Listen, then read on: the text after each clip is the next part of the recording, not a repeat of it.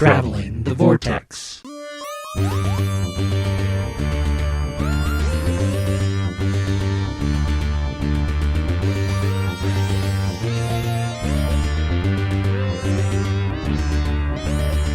We've joined the Doctor as she travels the Vortex. Grab your walk. It's time for some pan-fried Sontarans in episode 506. I'm Keith. I'm Sean. I'm Glenn. How are you guys? Pretty good. We walk Hungry? it for you. We're gonna walk right out of here. It's time to walk and roll. Pretty good. How about you guys? Ooh, as I yawn, not bad. That about sums it up. Somebody's tired. Always. Did you guys do anything this week? We actually went to the movies. We did too. Went and saw Eternals. So did we. What'd you think? I loved it. It's not without its problems. It's got some issues. I don't think we can talk too much about it because Sean hasn't seen all of it. But it's through a bizarre series of circumstances beyond my control. That probably pains you too to have to walk out of that. Well, Mel even kind of gave me the, do you just want to stay and I'll go and pick her up? And I could tell she wasn't really thrilled with that option. And I thought about it very briefly, and then it was like, no, let's just bolt and we'll make another attempt at this. We picked the wrong time to go see this movie. Didn't realize it was as long as it was, and then realized we had to go pick up Shy from the bus stop. So we left before the end. But again, it's not without its problems. It's a very ambitious film that I think there were some things that could have been changed about it. I think the deviants probably could have been redone a little bit, and I don't think there was any reason, although it was a nice fan nod for those of us that know who he is and who he's going to be, the Dane Whitman character, but it was really useless because they either should have had Dane be our POV and had him go with them, although then I wouldn't have gotten Kingu's valet, which I absolutely loved, was a great part of the movie. Yeah. But he ended up being our surrogate POV for a good chunk of the film. And so I think they could have either had Dane Whitman go and be that POV, or have him go and be that POV, the valet go and be the POV, and then do away with the Whitman character. But I was jazzed because of some of the things they did with Whitman, but I can't disclose any further on that. So, Yeah, I mean, he kind of served as the emotional anchor a little bit and the, part of why Circe loves Earth so much aspect of things. And it did feel a lot like he was there for future developments. Yeah. Like this is just a small piece of the beginning of his storyline. Yeah. My biggest complaint with it is probably that it just feels a little overstuffed. That is its other a little issue. too many characters. I think it could have been an absolutely fantastic miniseries. Really spending each time with each individual Eternal, digging into it. I think that would have been really cool. But that being said, I thoroughly enjoyed it. I liked it a lot. Yeah, I didn't have a whole lot of niggles or complaints with it. It's different than your standard Marvel movie, and that's not a bad thing. It's nice to have something a little different. And I think a lot of either the critics were hoping for something super drastically different, which this is not super drastically different, or they were hoping to have a standard Marvel movie, which it's not that either. It's somewhere in between, and there's nothing wrong with that. That's what I found. That's what I found interesting about it is it feels like it doesn't feel as much like a Marvel movie, but it still hits a lot of the same beats that Marvel films hit. And so I think you're right. It sort of lands somewhere in the middle. And there's a lot of long sections there's a lot of sections of talking, info dump. There's a lot of long sections where there's no talking and just kind of exploring the emotions with the characters and having the actors emote, where Marvel movies don't tend to do that a lot. They tend to, less talk about their feelings and then go to action as opposed to showing us their feelings. Right. And I think that was a lot of Chloe Zhao's influence, I think, on the film. Yeah, I think so too. Yeah. Without getting too far into the weeds, since I didn't see all of it, if I were to make a comparison, I would say in a way it's similar to the new Dune, in that it is a very big, sprawling story, stuffed full of characters. There's a ton of world building backstory that's going on for them.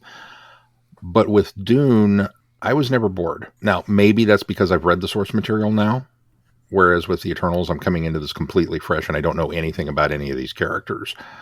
But I found my attention drifting, and I found that it just wasn't holding me. Maybe I will have a different opinion once I see all of it. And like I said, we're going to go back and check it out and see it in a fresh frame of mind. Yeah. I'm going to try. I didn't have any frame of reference for any of the characters, and I was never bored through any of it. And I came at it from a different perspective. I had never read any of the Eternals comics back when I used to read comics. But I, other than whenever, one of the Eternals would cross over into, or show up in another book or title that I did read. But I did just recently go back and pick up the Jack Kirby run, the original run. And it's not for everybody. I didn't quite enjoy it. And so I was a little apprehensive with this film. Now, a lot of the stuff they borrowed in this film, they borrowed from ideas, I think, from the Gaiman run and the more recent Kieran Gillen run that's been done in the comics. So, like, some of the style and design and the concepts were mostly pulled from that, but they kept true to a lot of the ideals in the Kirby run.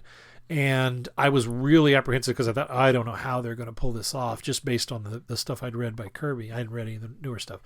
And when I got in there and I realized, oh, okay, you guys really did a good job of keeping the spirit of these characters, but making enough logical changes to make it fit in the MCU. So I came to it with that as well. I was like, okay, maybe my enjoyment was affected by the fact that I wasn't sure they could pull it off, and then for me they did. So sure, I get you. Yeah, I'm still looking forward to seeing it so that I can. How far did you get into it? I hesitate to say, but they had just done the reveal of the Superman style. Okay. The Icarus reveal? Icarus reveal. There you go. Gotcha. Enough said. Yep. I had issues with Richard Madden in the movie up until that point. I was not impressed by him. I did not think he was doing a good job. And then that happened, and it flipped me on him. I had read, or actually a podcast that I listened to, somebody had pointed out that Ned Stark in the beginning of Game of Thrones tells Jon Snow, the next time I see you, you'll be all dressed in black. And in this, when Icarus shows up in London with Cersei and Dane and Sprite, Dane is wearing black. All black. And I thought, surely that's just coincidental. They didn't do that on purpose. Maybe. It'd be nice if they did. Did you guys watch anything else? I watched the Sparks Brothers documentary that Edgar Wright did.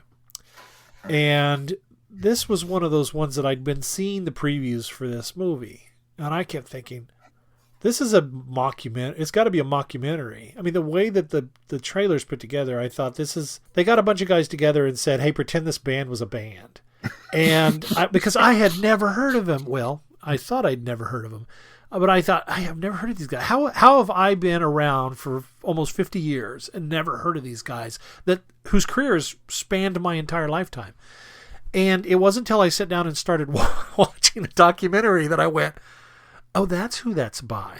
Oh, that song, yeah, I used to, because back in the day, I used to do, I was really into new wave in the 80s, and I was into kind of, alternative 120 minutes type stuff, alternative. Well, back in your breakdance days. Well, no, this was post breakdance days, but I used to be into new wave heavy, and there were 2 or 3 songs in there that I was like, oh my gosh, these used to be new wave staples when I was a kid. And I totally I didn't put Sparks together. I'm not even sure I knew that the songs were by Sparks.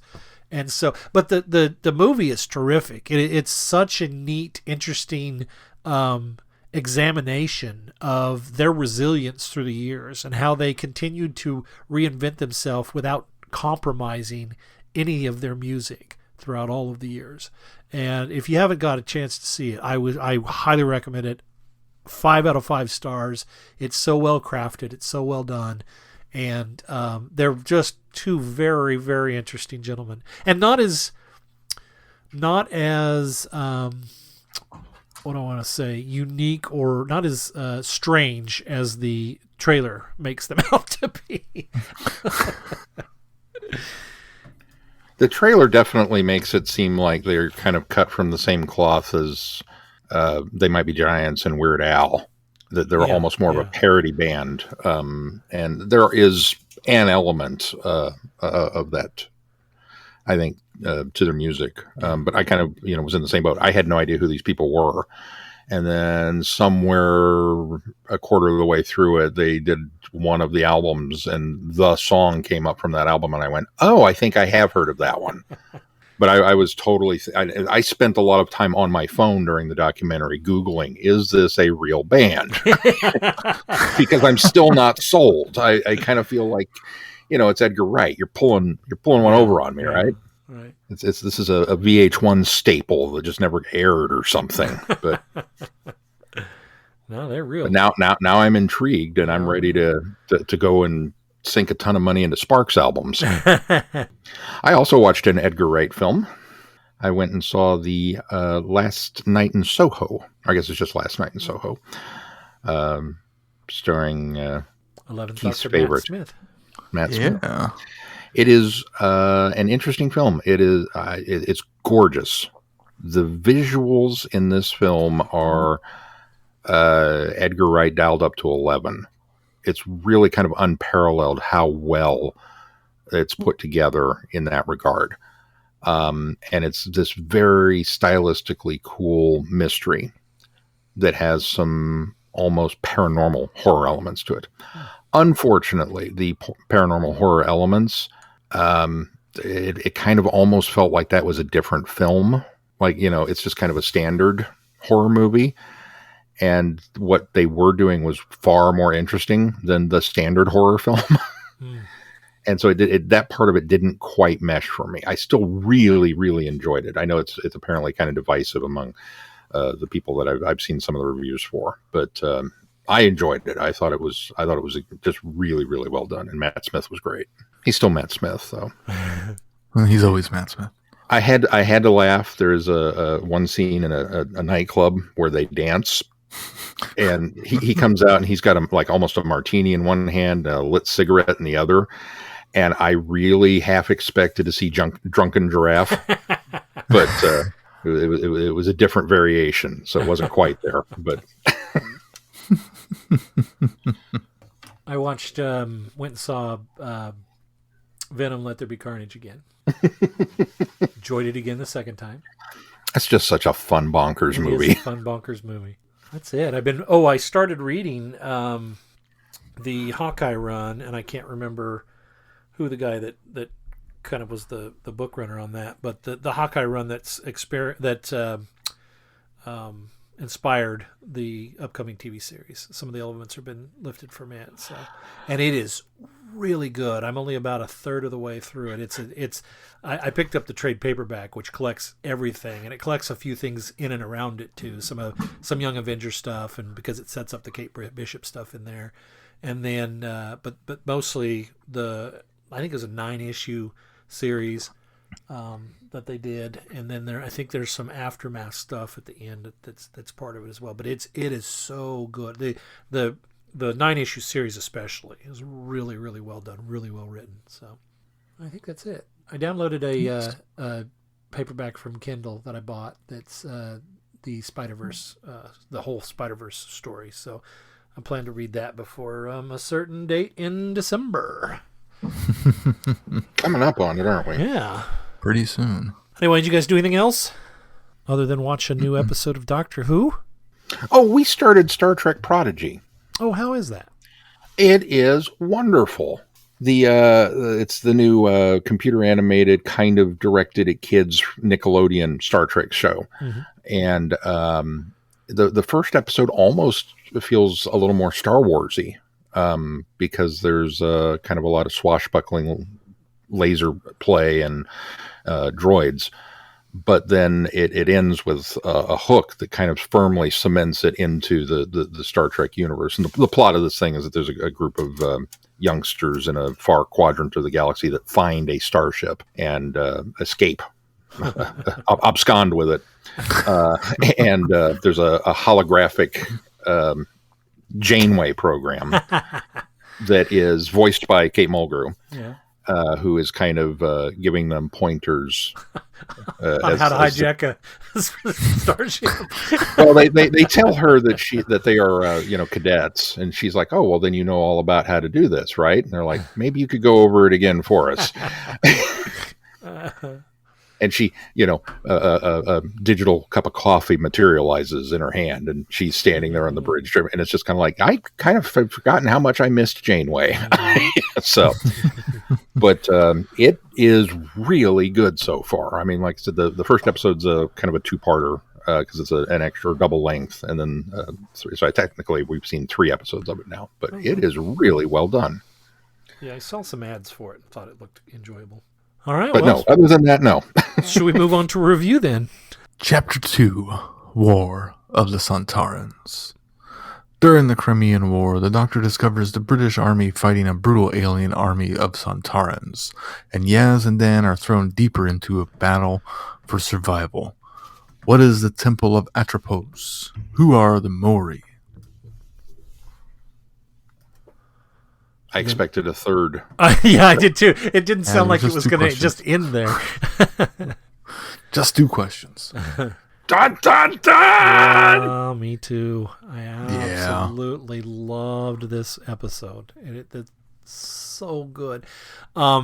If it suffers from anything, it suffers from maybe leaning too much into the temple stuff, but it didn't go far enough that I was turned off by it, thinking, okay, I guess what I mean is I wanted more of the Sontaran story, although we got a good chunk of it. Don't get me wrong, they focused on it, but I really kind of was feeling like, let's just focus on this, and let's keep Dan and Yaz and the Doctor together for a little bit so we can kind of build a dynamic with them, because we have a dynamic between the Doctor and Yaz, but we really haven't kind of learned much about Dan yet and how he's going to work in this little the group. And so I was a little disappointed that they all got separated again. It just felt like one of those, okay, we've got to give people stuff to do, and they do it well. And I think Yaz gets an arc here, not enough. I'm still wanting more Yaz, but Dan certainly gets an arc, and I absolutely loved his parents. They were so funny, so good. I loved them. And I continue to like Dan a lot. Yeah, too. I do too. He's so cool. We didn't mention last week about his bigger on the inside moment, which I thought was fantastic. Different take on the obviously. I can see that. But yeah, I was when we dispatched, or we ended the story of the Sontarans, and the Sontarans were dispatched from both locations in time. I sort of thought that was going to be the end. That's where everything would wrap up, and there maybe be a little, a bit of a cliffhanger. How are we going to get everybody back together, kind of thing. I did not expect everybody to end up at the temple and them to have another 15 minutes of that story starting. So that was, again, I wasn't put off by it, but I kind of felt like we didn't need that because you didn't give me much happening there other than this, things broken, these quantum locked keepers of time. That's another thing that I'm a little hesitant, a little weary. I like the concept of the planet time and the Temple of Atropos, but how many things do we have that are necessary to regulate time? I mean, we've got keys to time. We've got the Black Guardian, the White Guardian. We've got for the balance. We've got all of this stuff that and then we've got like carnivores and or not carnivores, vortivore, whatever they're called, and vortisaurs. That's it, and not reapers. Yeah, reapers. Yeah, reapers. That basically are time exterminating. Fixing. I don't know. There's paradox feeders. It just seems like there's so many of these really large scale hey, oh no, time doesn't work this way. This is the actual keeper for time, or no, this is the actual mechanism which time runs through. I feel like we're getting a lot of that, but I'm just going to sit back and kind of let that go and enjoy that ride. Yeah, it felt a little bit more kind of like the setup for, okay, this is going to be part of the bigger ongoing Flux story aspect of things. Yeah. And as part of the establishment, I kind of expect a explanation or headcanon eventually of, well, this was established because Gallifrey's gone sort of situation. Yeah, I guess so. I was about to say, no, it's not. It came back. But yeah, then it was now it's gone destroyed again by the Master. I had forgotten about that. Yeah, I'll be interested to see where they go with that. So, this episode made me very angry. Why? Because in a good way or a bad way? Well, both. This is possibly the best episode of Jodie's run. It is that good. It is, despite the fact that it's part of a larger whole. The story itself was exciting. The companion dynamics worked. There was enough for people to do, despite the fact that it's really stuffed with characters. That we have a guest star of the week, come in with the Doctor, and that we have Dan doing his thing with his parents, and we have Yaz meeting up with the new guy, whatever his name is. Yeah, no, it's not Vinder. Not Grey Worm. Yeah, not Grey Worm. Yes, not Grey Worm.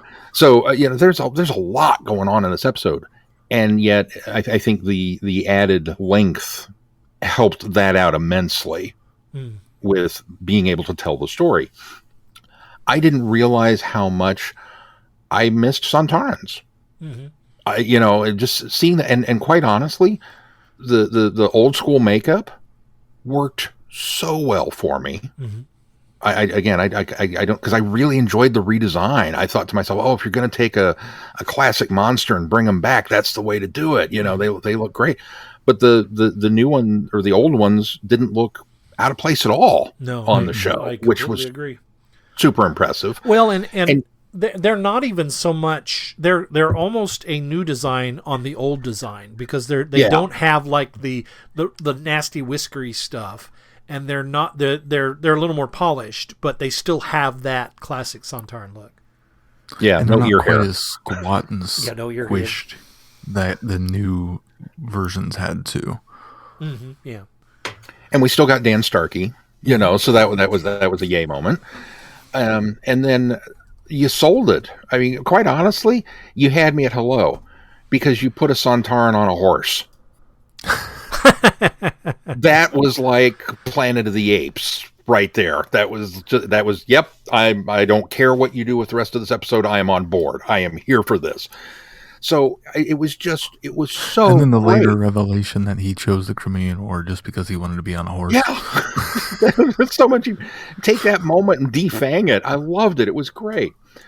But so it had all of that, and then I thought to myself, will the real Chris Chibnall please stand up? Because if you're capable of writing something like this, where have you been the last 2 years? It made me furious that Jodie had been subjected to such subpar writing for so much of her run, when this was waiting in the wings, that we could have had more like this. And it was, I don't know, it was just really frustrating. But I'm trying to focus on the positives. I tell you, though, Sean, Chibnall has not written a good chunk of the series, and I've been saying all along that it's not his writing, it's him not being able to rail in his writers. That's the problem. Or commit to rewriting. Well, yes, absolutely. Or not having the time to do the rewriting.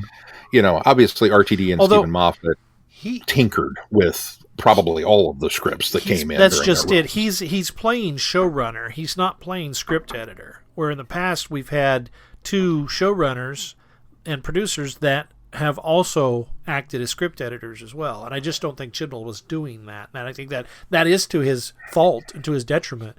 But I just get so frustrated when people blame his writing when he's written some good stuff. Some of the stuff he's written in Rosa was his.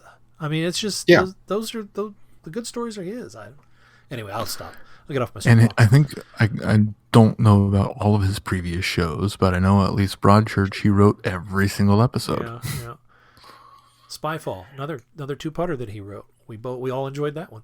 Mm-hmm. Anyway, sorry. No, like I said, it's just I'll blame Chibnall, the showrunner, then, because it's like, well, why are you have one job? It has many hats, but you have one job, and that's put out a good show. And if you're getting writers that are turning in subpar work, you need new writers. That's your job as the showrunner to say, you know what, this isn't working. And sometimes you step in and rewrite it, and some you can the episode and come up with something else. I understand there's time limitations and budgets and on and on and on. There's many moving parts to the show, especially a show that's as complicated as Doctor Who is. But this to me is him firing on all cylinders and doing it right. Mm-hmm. So that to me was just super impressive.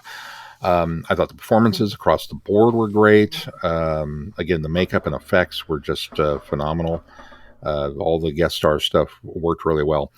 I have a theory that I would be curious to know what you guys think. I believe, based on this temple of whatever it is, Atropos. Temple of the Atropos. Mm-hmm. Isn't that the fat babies? Atropos. Like atrophy, but Atropos. Okay. I think my theory is that we've plugged the companions in as temporary placeholders for these things, and that they are holding back the natural flow of time. I think the swarm, I think, is in some way time embodied. I think that's what they meant by when they referred to the Doctor and our constant battle. Sure.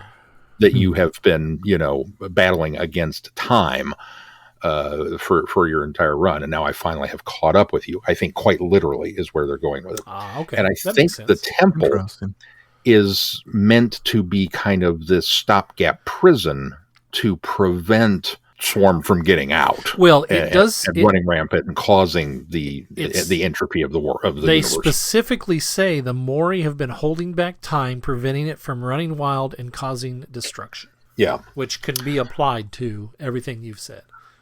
Yeah. Now, here's where I think this might suffer just a little bit. I am willing to bet a paycheck that the concept of plugging a companion into this thing was specifically done for the return of Captain Jack. I think that's why we got teased with him so much last season, and that this would have been an ongoing. He would have been a through line through this, and it probably would have culminated. I'm gonna go out on a further limb and speculate a little bit. It probably would have culminated in a way in Chibnall taking that piece off the board, that Captain Jack would be stuck taking the place of the Moray, and that he can handle it because he can die and come back and die and come back and die and come back. So there's nothing that time can do to him. With all the power of the universe coursing through him. And that allows Chibnall to kind of remove him for a while so that, the fans aren't going, well, when are you going to bring Captain Jack back? Well, he's busy. Yeah. Kind of the same way we wrote K9 out of the Sarah Jane Adventures. He's taking care of the black hole. And of course, when you need him, you could come up with some sort of So who was the substitute? thing. Do you suppose it was Vendor? I think Vendor was written in as a substitute character. I would assume Yaz was probably already intended, because that puts a companion in peril, and that gives the Doctor motivation. But Vendor pretty much is who's this guy kind of thing. So I could be wrong, because we haven't really seen enough of Vendor to know what his role in all this is. But that's a good hypothesis. It's an interesting theory. Yeah. I also think that I'm a little torn with Yaz. I like the fact that she's got "What would the Doctor do" written on her hand, and then does it. And it works. Are you here to repair? To a point. Yes. But I got shades of Clara in that when she I did too. When she was doing that in her final series with Capaldi. That's the one thing that I kind of feel like I kind of hope that, because I think, not bringing my emotions for Clara into it, but I think Yaz deserves better than just a repeat of that storyline. Yeah. Again, it just may be a similar enough situation, that it just sparks that. He may not be going that way with it, but I really did have, because I've been a Clara apologist the whole time, and I enjoyed her even when she was doing some of that, but I've even been very vocal about I think that was the wrong direction to take her character. So I hope we don't see that kind of thing happen again. Well, Clara's character went kind of the wrong way with it. It'd be kind of cool to see them go the right way with it, where, Clara's trying to become the Doctor leads to her death. Yaz trying to be like the Doctor, if they took it the opposite direction and made her a hero in her own right that way, that would be kind of a different twist to it, which would make it a little bit more interesting and feel less like a retread. Look, Clara screwed it up and failed. Yaz is succeeding. That's true. We also have Walk, which is now my new favorite companion prop. Did you see the post I put on Facebook with the somebody else had posted and I shared it? I was going to ask, did you make that or did you find that? No, I found that somebody else posted. I think Doctor Who Appreciation Society, I think is where I first got it. I think it was hilarious. The new toy of next year, and it's a walk. And it's in the Doctor Who packaging. I think that's a great Dan's walk. I was really intrigued by. Here there was another thing that bothered me about the episode, and I that this was the last thing that I didn't necessarily like. And if this happens again, I think I'll probably I'll probably dog on it a little more next week. But we have this terrific cliffhanger ending last week. Ooh, what's going to happen? How are they going to get out of this?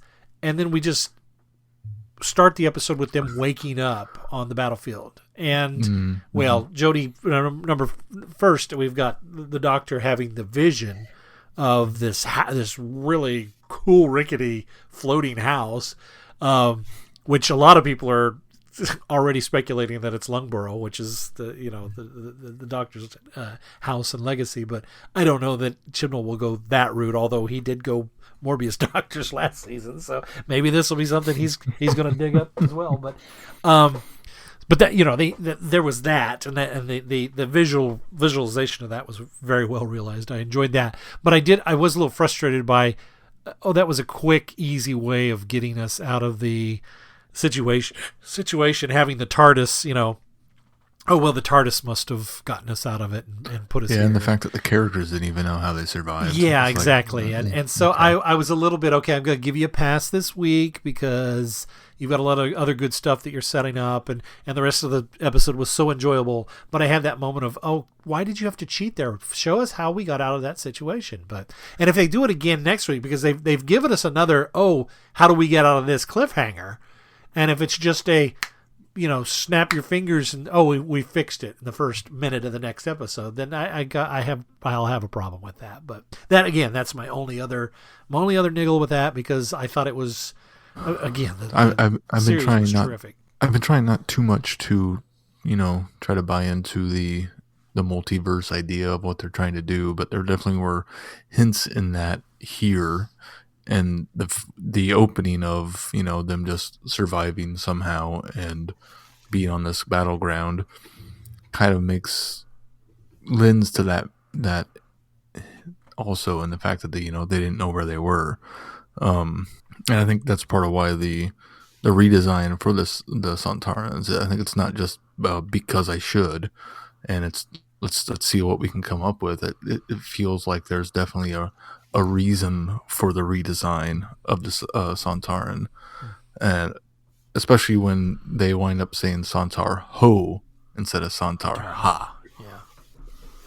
I wondered if that was maybe to reflect the failure of the subordinate, because they do say Sontar Ha earlier when they're marching into battle, like it's a normal battle cry. And that this is now an execution. I'm showing you mercy because you failed. Sontar Ho is probably shame. Yeah. And Sontar Ha is pride. Okay. That's true. We don't talk about Sontar He. That's just or Sontar High. Yeah, that's a whole other kettle of fish there. But yeah, there was just so much that worked for me in this episode. And I can even kind of excuse the, get out of jail free card with the cliffhanger, because that's Doctor Who. We always set up a cliffhanger and then very quickly get out of it in the next episode. No, but usually it's when a we classic quickly, Who thing, not a new Who thing. But even then, when we quickly get out of it, there's at least most of the time, not always, most of the time we see how it happens, or there's a logical conclusion to it. Now, it may not be as satisfying, and it may not be as epic as the way they got into the situation, but we don't get the just throw them somewhere else and wake up and go, we were rescued off screen. That's not something that happened very often, even in classic Who.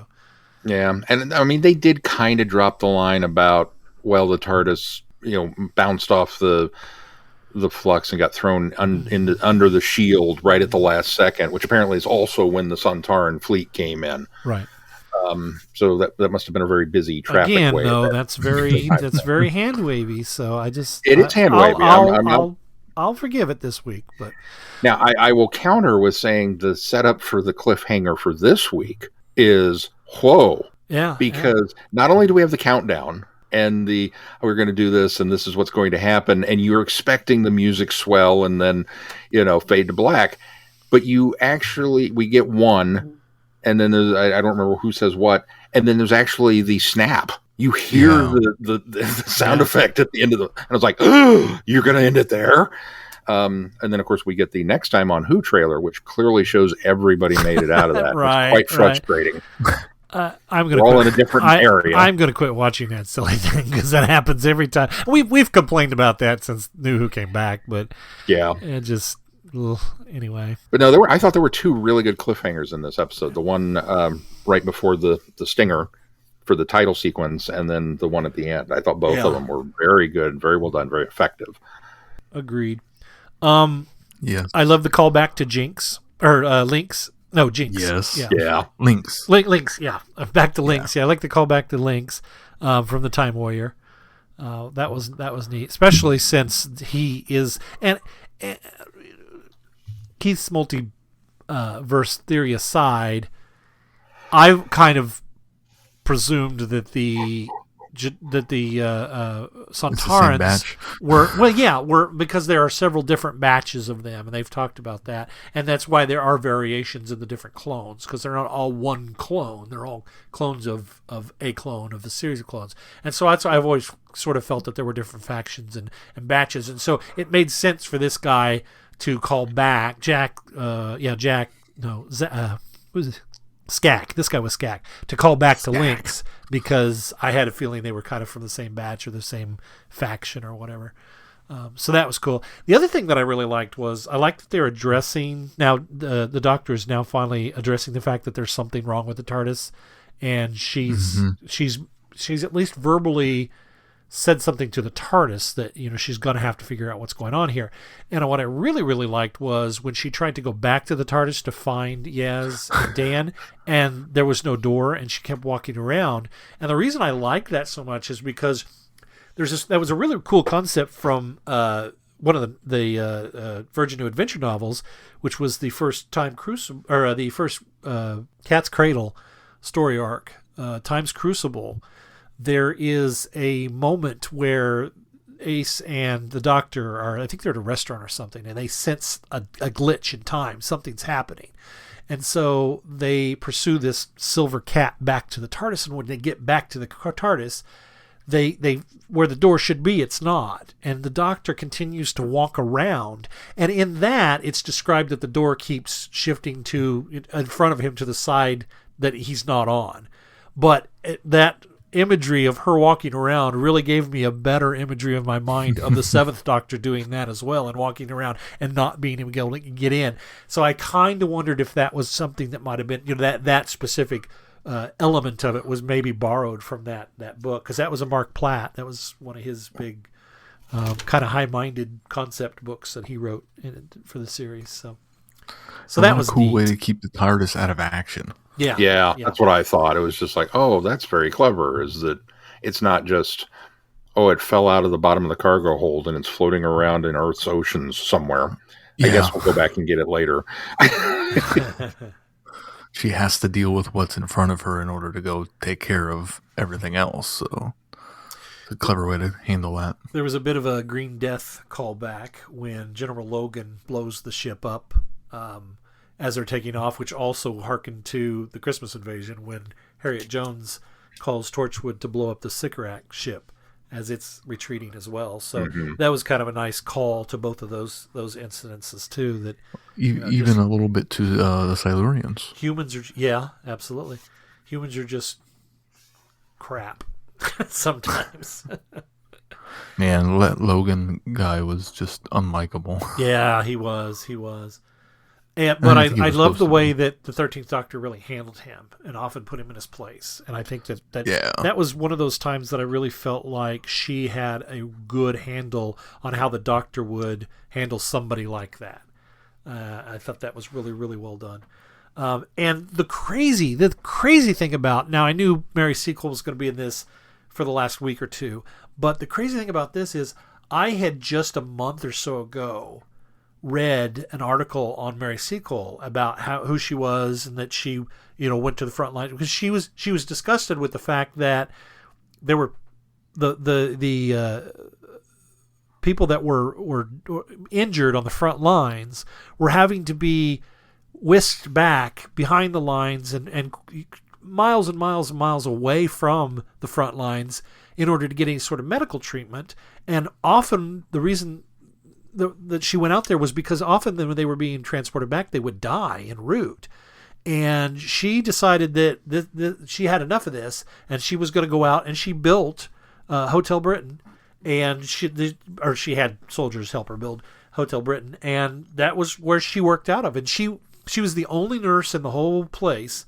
No one else came out there. I think she actually was a charge under Florence Nightingale.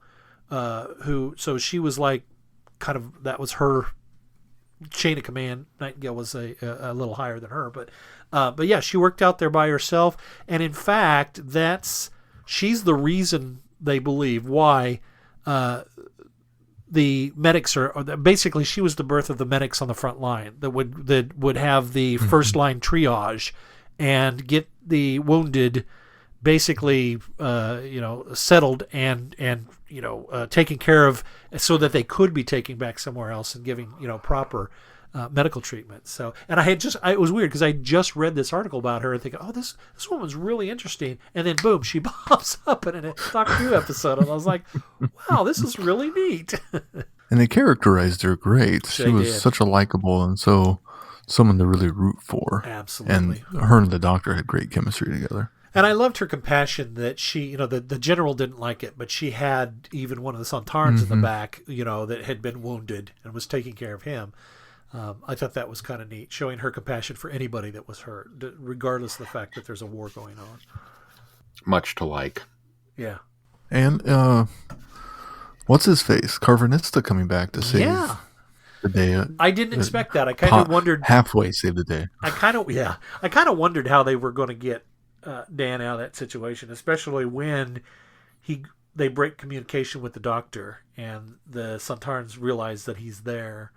I kind of wondered how they were going to get him out of that situation. So it was a pleasant surprise when Carvanista showed up. It was such a yay moment. It wasn't just a pleasant surprise. It was I wanted to come off the couch and cheer. Oh, the dog's back! It was. I love the line. I've still got a human in this fight. You're welcome, idiot. Yeah. I love their back and forth. Yeah. I would be totally okay if at the end of this, Dan winds up going and traveling the universe with his Wookiee sidekick. Yes, I would be totally okay if Carvanista relocates to Earth and hangs out in the backyard. Get the occasional frisbee. I'd be all right with that too. Dime store Han Solo and dollar store Chewbacca. Honestly, I think what I want is I now want a spin-off of their life after Who. But because he would be the ultimate Snoopy. Dan would come in and go, so you want to go toss the old Frisbee around? And he would just be sitting at the table reading the paper and look up at him like, dude, are you serious? Quit insulting me. Yeah, you're right. I'm sorry. More of these guys, because Dan is such a fun character. You're going to go blow this up. What makes you think I know how to do this? But then yet he still rolls with it and just goes and does it.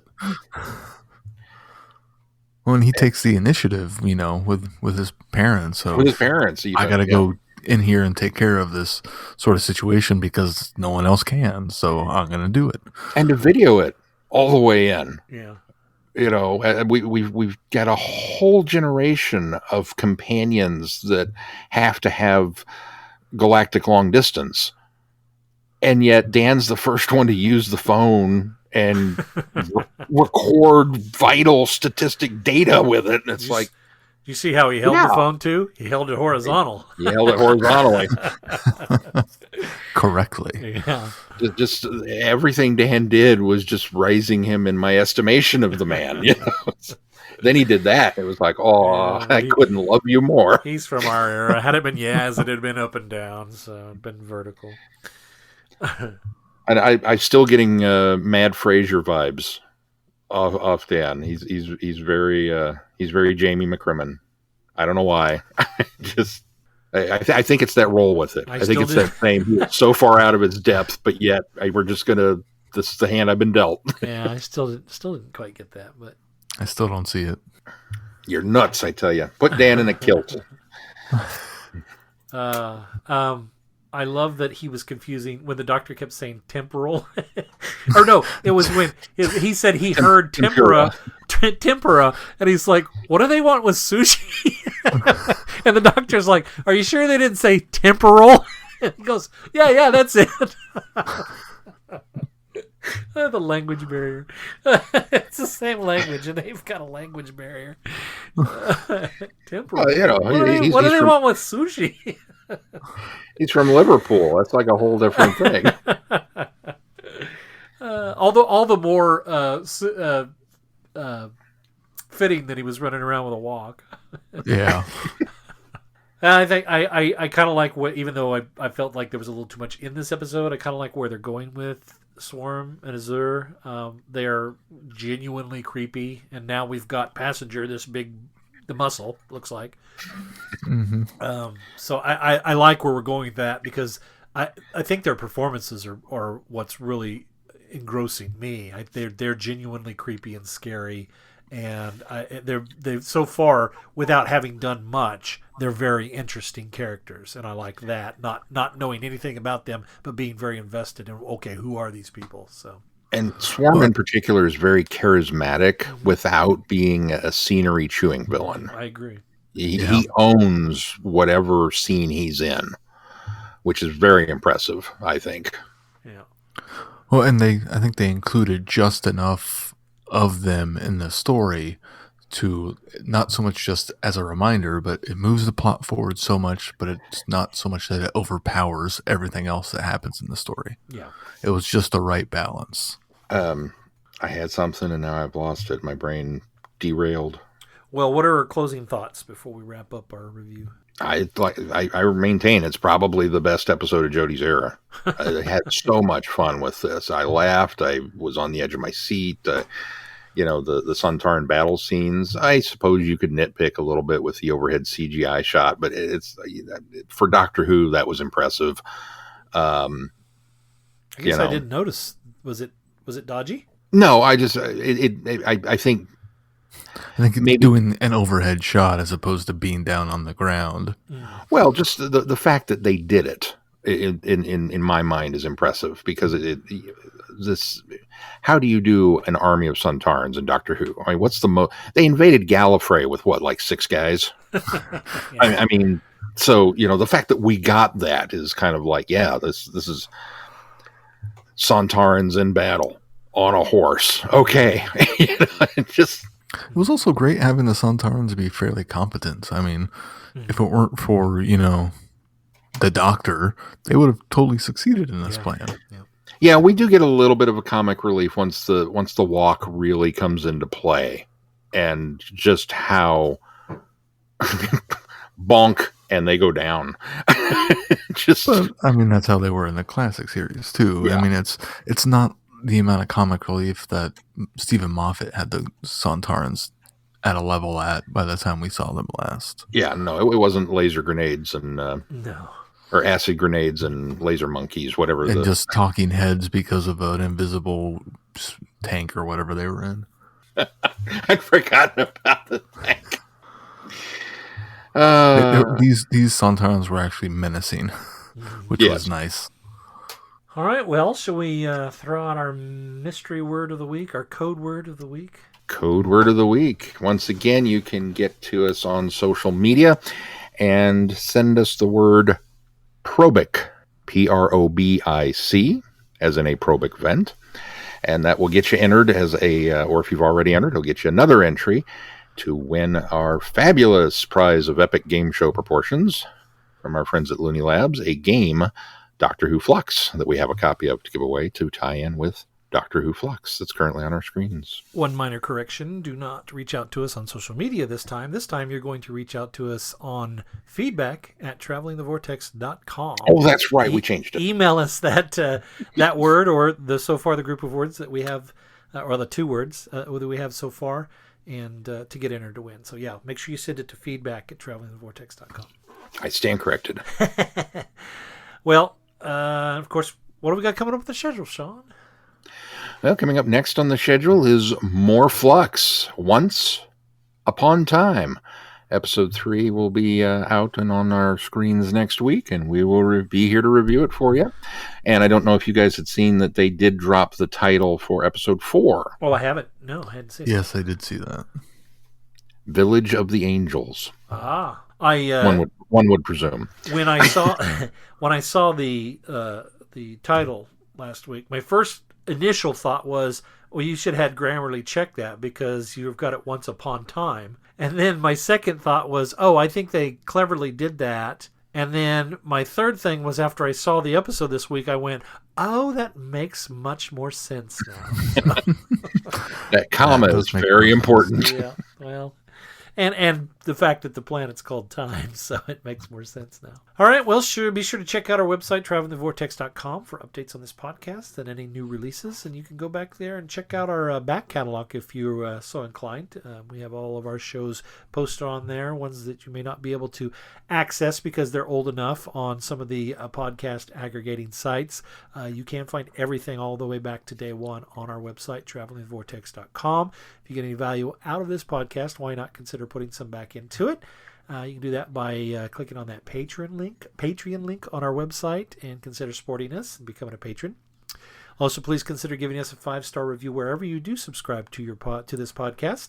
That helps bump us up in the ratings and the recommendations. And make sure that you join in the conversation on our listeners forum on Facebook. If there's nothing else to touch on this week, until next time, I'm Glenn. I'm Sean.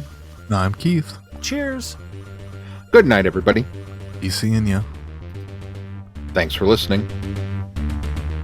You have been listening to Traveling the Vortex.